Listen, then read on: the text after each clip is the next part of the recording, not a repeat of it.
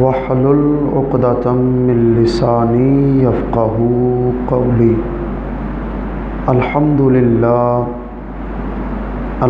للہ الذی لم یزل عالما قدیرا حیا قیوما سمیعا بصیرا، والصلاة والسلام علی من ارسل الی الناس کافۃ بشیرا ونذیرا، وعلی آلہ واصحابہ وسلم تسلیما کثیرا کثیرا، اما بعد فاعوذ باللہ من الشیطان الرجیم، بسم اللہ الرحمن الرحیم۔ ولا ترکنوا الی الذین ظلموا فتمسکم النار وما لکم من دون اللہ من اولیاء ثم لا تنصرون۔ آمنت باللہ صدق اللہ العظیم وبلغنا رسولہ النبی الکریم الامین۔ قال اللہ تبارک و تعالی فی شان حبیبہ مخبرا و آمرا، ان اللہ وملائکتہ یصلون علی النبی یا ایہا الذین آمنوا صلوا علیہ وسلموا تسلیما۔ محبت سے پڑھیے الصلاۃ والسلام علیک یا سیدی یا رسول اللہ وعلی آلک واصحابک یا سیدی یا حبیب اللہ۔ الصلاۃ والسلام علیک یا سیدی یا نبی اللہ وعلی آلک واصحابک یا سیدی یا نور اللہ۔ ہم کون ہیں کیا ہیں بخدا یاد نہیں، ہم کون ہیں کیا ہیں بخدا یاد نہیں، اپنے اسلاف کی کوئی بھی ادا یاد نہیں، ہیں اگر یاد تو کافر کے ترانے بس، ہیں اگر یاد تو کافر کے ترانے بس، ہے نہیں یاد تو مسجد کی صدا یاد نہیں۔ بنت حوا کو نچاتے ہیں سرے محفل، بنت حوا کو نچاتے ہیں سرے محفل، کتنے سنگ دل ہیں کہ رسم حیا یاد نہیں۔ اپنی ذلت کا سبب فقط یہی ہے اقبال، ہمیں سب کچھ یاد ہے بس خدا یاد نہیں۔ گر درس قرآن ہم نے نہ بلایا ہوتا، گر درس قرآن ہم نے نہ بلایا ہوتا، تو یہ زمانہ بھی زمانے نے نہ دکھایا ہوتا۔ وہ معزز تھے زمانے میں مسلمان ہو کر، ہم خوار ہوئے تارک قرآن ہو کر۔ اللہ رب العزت کی حمد و ثنا جو ہم سب کا خالق و مالک پروردگار پالنہار ہے، حضور امام الانبیاء سلطان الانبیاء فخر الانبیاء قائد المرسلین خاتم النبیین شفیع المذنبین شافع محشر محبوب دلبر ساقی کوثر، بے کسوں کے کس بے بسوں کے بس بے سہاروں کے سہارا، یتیموں کے والی بیواؤں کے آقا آمنہ کے لال احمد مجتبیٰ جناب حضرت سیدنا محمد مصطفیٰ صلی اللہ علیہ وسلم کی عظیم بارگاہ میں ہدیہ درود و سلام و صد احترام عرض کرنے کے بعد واجب الاحترام ذوی الاحتشام انتہائی عزتوں کے لائق عزیز القدر بھائیوں دوستوں بزرگوں، السلام علیکم ورحمۃ اللہ وبرکاتہ۔ اللہ رب العزت کا کروڑوں بار شکر ادا کرتے ہیں، اللہ سونے نے مجھے آپ کو ہم سب کو اپنے گھر کی حاضری کی توفیق عطا فرمائی۔ دعا کرتے ہیں رب ذوالجلال ہماری حاضری قبول فرمائے اور ہم سب کے لیے نجات کا ذریعہ بنائے۔ اللہ رب العزت کے قرآن حکیم سے جو آیت کریمہ پڑھی، اس کا ترجمہ گفتگو کے آگے جا کے کروں گا۔ گفتگو کے آغاز میں ایک اور آیت کریمہ کا ترجمہ آپ حضرات کی سماعتوں کی نظر کرنا چاہتا ہوں۔ اللہ رب العزت نے قرآن حکیم میں ارشاد فرمایا، الم یأتہم نبأ الذین من قبلہم قوم نوح وعاد وثمود وقوم ابراہیم واصحاب مدین والمؤتفکات۔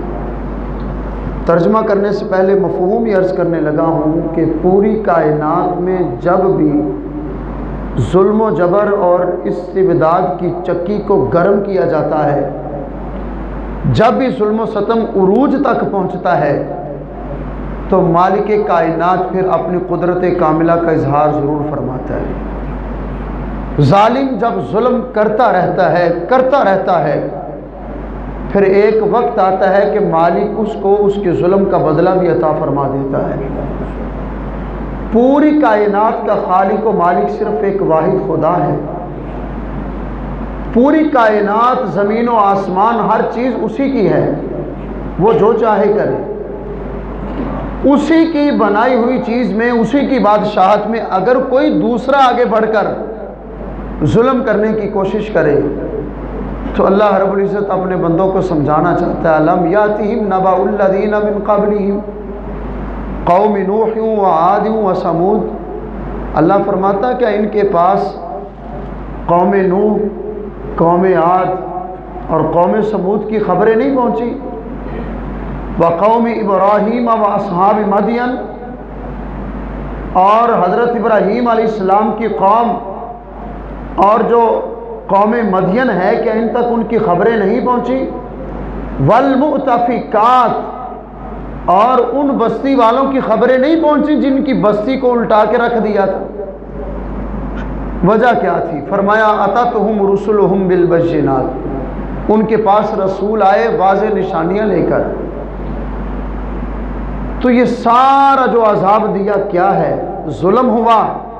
رب نے جواب بھی دیا، فما کان اللہ لیظلمہم، فرمایا اللہ ظلم نہیں فرماتا، ولیکن کانوا انفسہم یظلمون، بلکہ ظالم لوگ اپنی جانوں پہ خود ہی ظلم فرماتے ہیں۔ عزیزان گرامی، اگر قرآن حکیم کا مطالعہ فرمائے نا تو یہ جن قوموں کا تذکرہ اللہ نے اپنے قرآن میں فرمایا، قوم نوح طوفان نوح میں غرق ہو کے رہ گئی، قوم عاد، قوم ثمود۔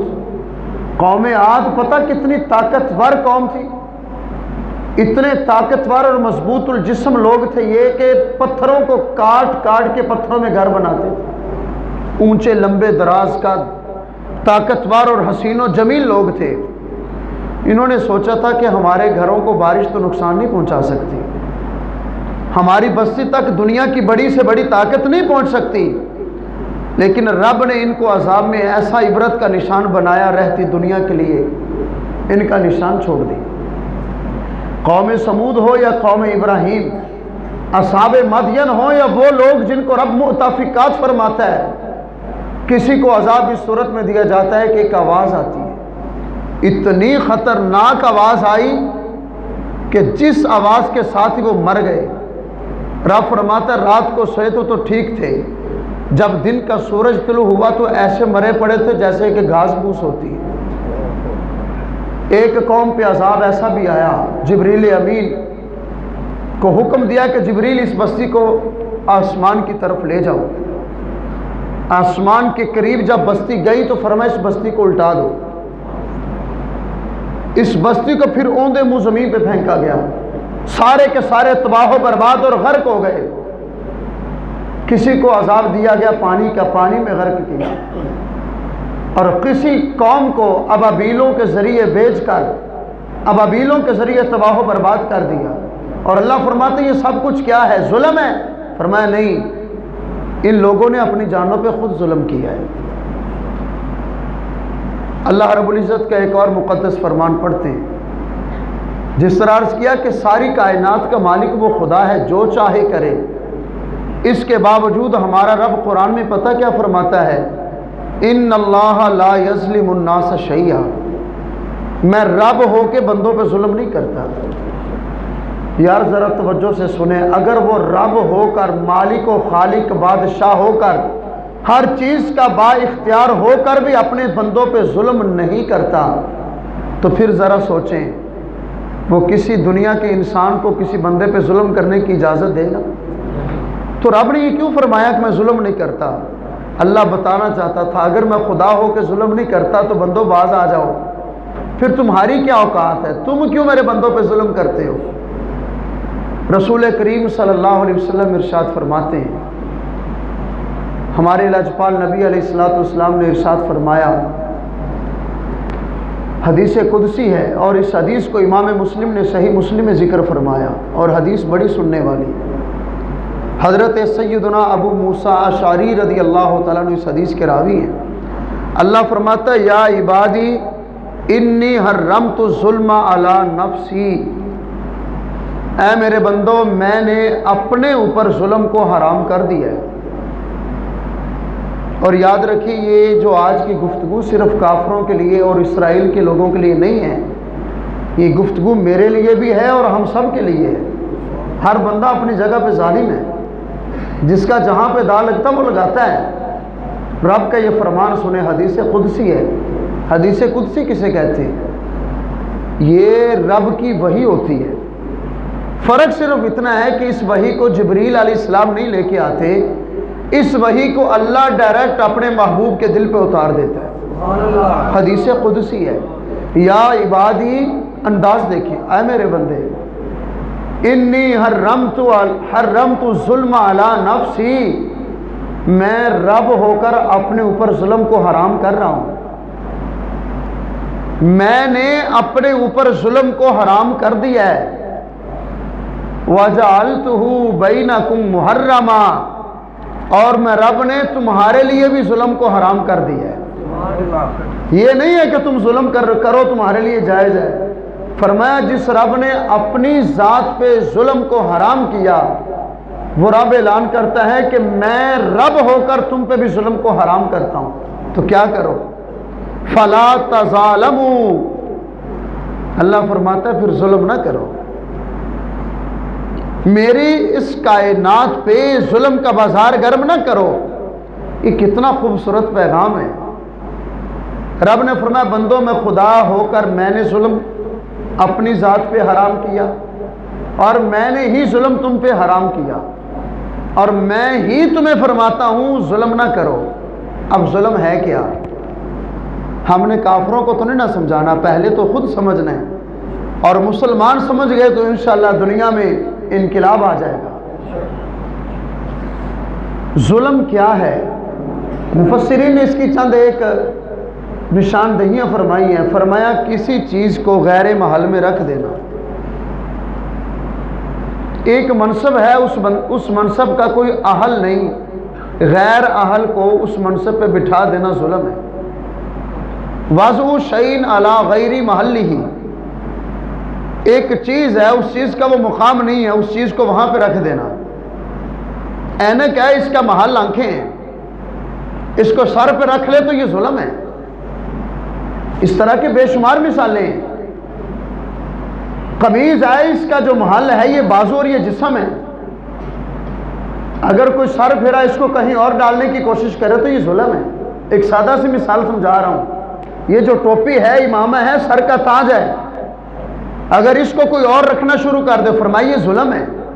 وضع شیء علی غیر محلہ، ایک قسم ظلم کی یہ ہے۔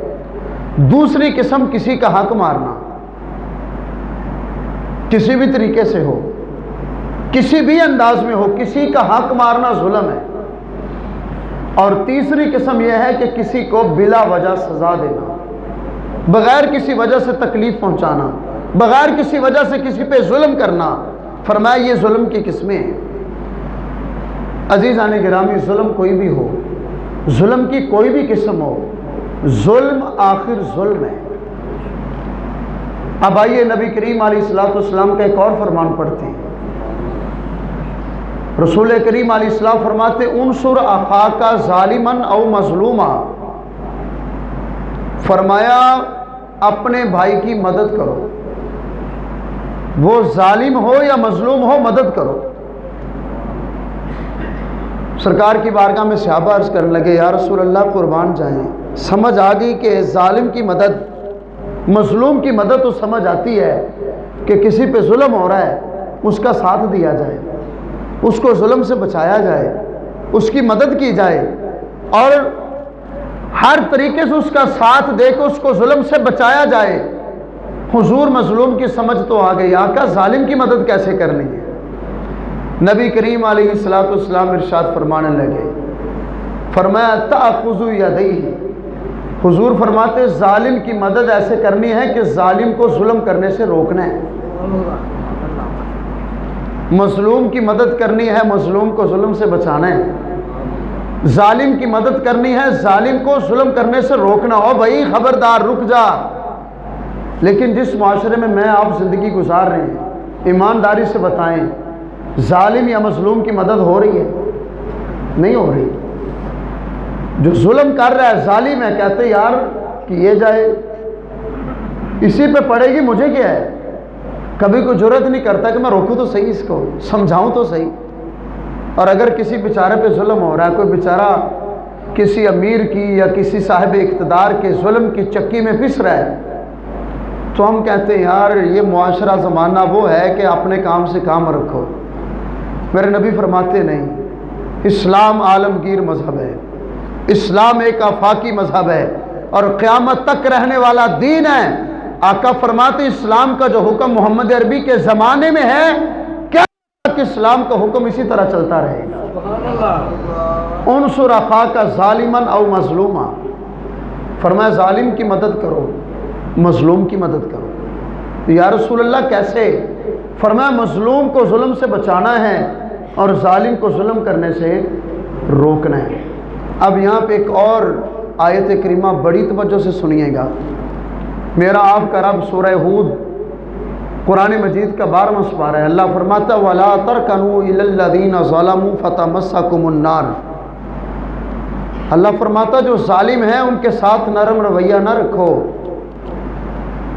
ظالم سگا بھائی کیوں نہ ہو، ظالم اپنا جنا ہوا سگا بیٹا کیوں نہ ہو، ظالم بڑے سے بڑا قریبی رشتہ دار کیوں نہ ہو۔ یار ہم مسلمانوں کو چھوڑ کے کافروں کے پیچھے بھاگ رہے ہیں، پہلے اپنے آپ کو تو دیکھیں۔ بیٹا ظلم کر رہا ہے، باپ کہتا میں کیا کروں، بھائی ظلم کرتا ہے، بھائی کہتا ہوں میں کیا کروں۔ اسلام کیا کہتا ہے وَلَا تَرْكَنُوا إِلَى الَّذِينَ ظَلَمُوا، اللہ فرماتا تمہارا باپ، تمہارا بھائی، تمہارا بیٹا اگر ظالم ہو جائیں تو اس کے ساتھ نرم رویہ نہ رکھنا۔ کسی کو کہہ دیو میں کیا کروں، اور ساتھ رشتہ داریاں بھی چل رہی ہیں، تعلق داریاں بھی ہیں، دوستی بھی ہے، پیار محبت بھی ہے۔ وَلَا تَرْكَنُوا إِلَى الَّذِينَ ظَلَمُوا، اور یہ میرے رب کا قرآن بہت وسیع ہے، اس پیغام میں سمندر کی گہرائی سے بڑھ کر گہرائی ہے، اور اس کائنات کی وسعت سے بڑھ کر اس پیغام میں وسعت موجود ہے۔ وَلَا تَرْكَنُوا إِلَى الَّذِينَ ظَلَمُوا، ظالم کافر ہو اس کی طرفداری نہ کرو، ظالم مسلمان ہو طرفداری نہ کرو، ظالم کوئی بھی ہو اللہ فرماتا ظالم کی کبھی بھی حمایت نہ کرنا۔ اور ضرورت ہے اس پیغام کو حکمرانوں تک پہنچانے کی، ضرورت ہے اس پیغام کو ہر بھائی، ہر بیٹے اور ہر باپ تک پہنچانے کی۔ اگر باپ ظلم کرتا ہے، بیٹے کو قرآن کا پیغام موجود ہو، جب بیٹا کھڑا ہو کے باپ کے سامنے آئے گا نا تو باپ ظلم سے خود ہی رک جائے گا، بھائی جب بھائی کا مقابلہ کرے گا بھائی ظلم سے رک جائے گا۔ اور اگر باپ اپنے بیٹے کے ساتھ ظلم کا مقابلہ کرے تو جرأت ہے بیٹے کی بیٹا ظلم کر سکے کسی پہ؟ وَلَا تَرْكَنُوا إِلَى الَّذِينَ ظَلَمُوا، ہمارا رب فرماتا ہے ظالموں کی طرفداری نہ کرنا، ظالموں کی حمایت نہ کرنا، ظالموں کے ساتھ نرم گوشہ نہ رکھنا۔ اگر رکھو گے تو ہوگا کیا؟ یہ پیغام قرآن سنیے، فَتَمَسَّكُمُ النَّارُ، فرمایا سن لو پھر رب تمہیں فرما رہا ہے اگر ظالموں کی طرفداری کرو گے، ظلم نہیں کرنا، طرفداری کرنی ہے۔ بھائی ظلم کر رہا ہے، یار میں کیا کروں، اس کو روکا نہیں، ظلم سے طرفداری ہے ہونا یہ خبردار، بھائی ہوگا اپنی جگہ پہ، ظلم سے باز آ جا نہیں تو میرا کچھ نہیں لگتا۔ یہ قرآن کا پیغام ہے۔ فرمایا اگر ظالم کی طرفداری کرو گے، حمایت کرو گے، ظالم کے لیے نرم گوشہ اور محبت رکھو گے، کیا ہوگا؟ فتمسکم النار، اللہ فرماتا تمہیں جہنم میں داخل فرماؤں گا۔ فتمسکم النار، جہنم کی آگ تمہارا استقبال کرے گی۔ اور پھر اس سے اگلی ایک اور وعید سنائی، وَمَا لَكُم مِّن دُونِ اللَّهِ مِّنْ أَوْلِيَاءَ، فرمایا پھر یہ ذہن میں رکھ لینا اللہ کے سوا تمہارا مددگار کوئی نہیں ہے، پلٹ کے تو رب کے پاس ہی آؤ گے نا۔ اور تیسرا پیغام سنیں، ثُمَّ لَا تُنصَرُونَ، فرمایا پھر یہ ذہن سے بات نکال دینا کہ تمہاری مدد کی جائے گی۔ اچھا یہ پیغام کس کو ہے؟ ظالم کو ہے؟ نہیں، یہ پیغام ظالم کو نہیں ہے میرے عزیز، یہ پیغام مجھے آپ کو ہے۔ یہ پیغام اس بندے کو ہے جو ظلم نہیں کرتا۔ تو پھر وہ بندہ کہے کہ یار میں تو ظلم نہیں نہ کر رہا، ہمارے حکمران کہیں کہ فلسطین پہ ظلم ہم تو نہیں نہ کر رہے، اللہ فرماتا مرنے کی دیر ہے، جہنم کی آگ تمہارا استقبال کرے گی۔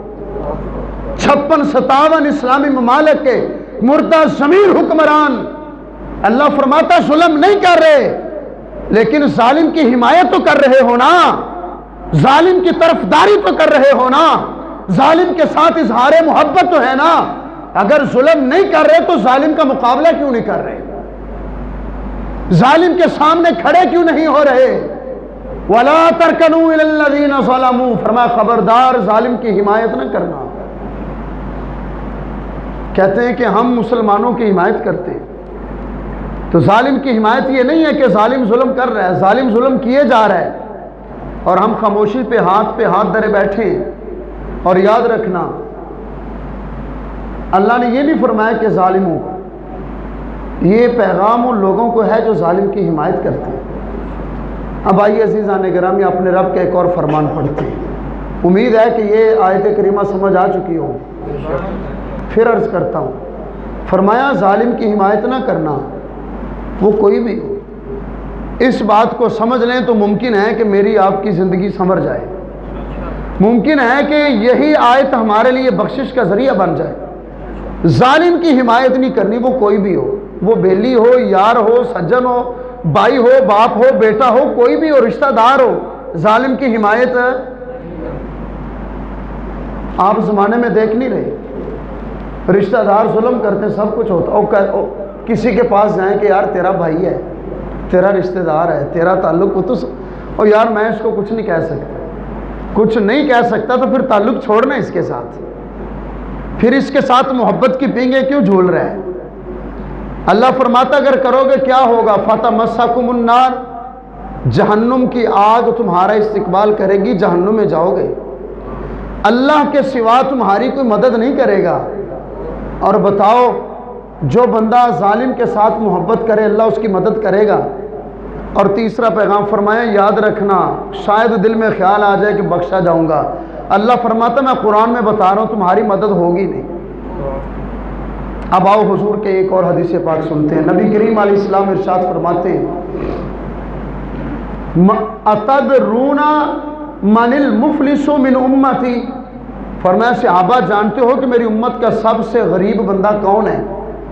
صحیح مسلم کی حدیث ہے، من لا درہم لہ ولا دینار لہ، حضور جس کے پاس مال و دولت نہیں وہ غریب ہے؟ آقا فرماتے نہیں، المفلس من امتی یاتی یوم القیامت بصلاۃ و صیام، حضور فرماتے میری امت کا سب سے غریب بندہ وہ ہے جو قیامت کے دن آئے گا، اس کے نامہ اعمال میں بے شمار نمازیں ہوں گی، بے شمار روزے ہوں گے، حج بھی ہوں گے، زکاتیں بھی ہوں گی، صدقات و خیرات بھی ہوں گے، اس کا نامہ اعمال پہاڑوں کی طرح بڑا ہوگا۔ پھر کیا ہوگا؟ آقا فرماتے کچھ لوگ خدا کی عدالت میں آ جائیں گے، فقد شتم ھذا، ضرب ھذا، سفک دم ھذا، قذف ھذا، ایک بندہ کہے گا اللہ اس بندے نے مجھے مارا تھا، دوسرا بندہ کہے گا اللہ اس بندے نے مجھ پہ تہمت لگائی تھی، تیسرا بندہ کہے گا اللہ اس بندے نے میرا حق مارا تھا، چوتھا بندہ کہے گا اللہ اس نے میرے فلاں کو شہید کیا تھا، چوتھا بندہ کہے گا اللہ اس بندے نے مجھے گالی دی تھی۔ گالی کو، حق مارنے کو، تہمت لگانے کو ہمارے معاشرے میں کچھ سمجھا ہی نہیں جاتا۔ نماز پڑھنے والوں سنو، ہمارے نامہ اعمال میں تو نمازیں بھی نہیں ہیں، ہمارے پاس تو روزے بھی نہیں ہیں، نیکیاں بھی نہیں ہیں، یہ بات اس کی جس کے پاس نیکیاں ہیں، پتہ نہیں کوئی نیکی بچانی کہ نہیں، اگر بچ بھی گئی تو حشر سنیں۔ آقا فرماتے آیا نمازیں بھی ہیں، روزے بھی ہیں، زکاتیں بھی ہیں، نیکیاں بھی ہیں، صدقات و خیرات بھی ہیں۔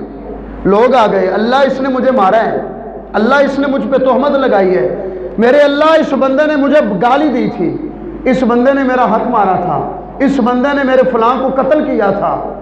اللہ کیا کرے گا؟ رب فرمائے گا فرشتوں اس حاجی صاحب کی نمازی کی نیکیاں لو، ان حقداروں کو دے دو۔ حاجی صاحب نے 5 وقت کی نماز پڑھنے والے نے ساری زندگی جو نیکیاں کی ہیں نا، اس بندے کو دے دو جس کو یہ گالیاں دیتا تھا، اس کو دے دو جس پہ تہمت لگائی تھی، اس کو دے دو جس کو اس نے مارا تھا، اس کو دے دو جس کا حق مارا تھا۔ کیا ہوگا پھر؟ آج ہم حق بھی مارتے ہیں، حج بھی کرتے ہیں، حق بھی مارتے ہیں، سب کچھ کرتے ہیں کہ یار بخشا ہی جائے گا۔ وہ بخشا کیسے جائے گا؟ جس کا حق مارا وہ پہلے کھڑا ہوگا۔ سمجھ آ رہی میری بات کہ نہیں؟ ناراض تو نہیں ہو گئے؟ جس کا حق مارا وہ کھڑا ہوگا۔ اللہ فرماتا ہے، رب فرمائے گا فرشتوں اس بندے کی نیکیاں پکڑو، ان حقداروں کو دے دو۔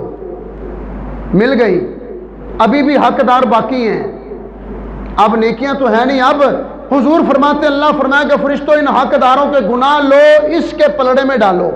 کیا ہوگا؟ جو قیامت کے دن آیا تھا، نمازیں بھی تھی، روزے بھی تھے، حج بھی تھے، زکات بھی تھے، صدقات و خیرات بھی تھے، میرے آپ کے نبی فرماتے ہیں نیکیاں گئیں، لوگوں کے گناہ پلڑے میں آ گئے، اللہ فرمائے گا اس بد نصیب کو گھسیٹ کے جہنم میں ڈال دو۔ حضور فرماتے ہیں میری امت کا سب سے غریب بندہ وہ ہے۔ عزیزان گرامی، یہ کیا ہے؟ سب کچھ یہ ظلم ہے۔ حق مارنا ظلم ہے، کسی کو مارنا ظلم ہے، گالی دینا ظلم ہے، تہمت لگانا ظلم ہے، قتل کرنا ظلم ہے۔ یہ ہمارے رب کا قرآن، حضور کا فرمان آج کی نشست میں عرض کیا آپ حضرات سے، ظلم سے بچ جائیں اور مظلوم کی مدد کریں۔ اگر کوئی ظالم ظلم کر رہا ہے تو اس کی بھی مدد کرنی ہے، اس کو ظلم سے بچانا ہے۔ کیوں؟ میرے نبی نے فرمایا انصر اخاک ظالما او مظلوما، مسلمان اگر تو کلمہ پڑھتا ہے تو مسلمان کی مدد کر، ظالم ہے یا مظلوم۔ کیسے؟ فرمایا مظلوم کو ظلم سے بچانا ہے اور ظالم کو ظلم سے روکنا ہے۔ اور یہ قرآن کا پیغام کبھی نہ بھولنا، وَلَا تَرْكَنُوا إِلَى الَّذِينَ ظَلَمُوا فَتَمَسَّكُمُ النَّارُ، پارہ نمبر 12 سورہ ہود۔ اللہ فرماتا ہے ظالموں کی حمایت نہ کرنا، ظالموں کی طرفداری نہ کرنا، ظالموں کے ساتھ نرم گوشہ نہ رکھنا۔ کیوں؟ اگر رکھو گے تو جہنم کی آگ تمہیں چھو لے گی، جہنم میں داخل ہو جاؤ گے اور اللہ بھی تمہاری مدد نہیں فرمائے گا۔ اللہ تعالیٰ کی بارگاہ میں دل سے دعا کرتے ہیں اللہ تعالیٰ ہمارے مظلوم فلسطینی بھائیوں کی غیبی مدد فرمائے۔ مالک تیرا فیصلہ ہے، جب قوم سرکشی پہ آ جاتی تو تو اپنا فیصلہ فرماتا ہے۔ اللہ جس طرح تو نے قوم نوح کو غرق فرمایا، اللہ جس طرح تو نے دوسری قوموں کو تباہ و برباد فرمایا، مالک تجھے تیرے قرآن کی عظمتوں کا واسطہ اسرائیل کو نیست و نابود فرما، اسرائیل کو رہتی دنیا کے لیے ذلیل و رسوا فرما، عبرت کا نشان بنا۔ اللہ پوری دنیا میں جہاں کہیں بھی مسلمان ہیں ان کو عزت و غلبہ عطا فرما، مسلمانوں کو عزت و عروج عطا فرما، اور ہم سب کو ظلم سے بچنے والا بنا اور مظلوموں کی مدد کرنے والا بنا، اور مالک ہم سب کو ظالموں کا مقابلہ کرنے والا بنا۔ وآخر دعوانا الحمدللہ رب العالمین۔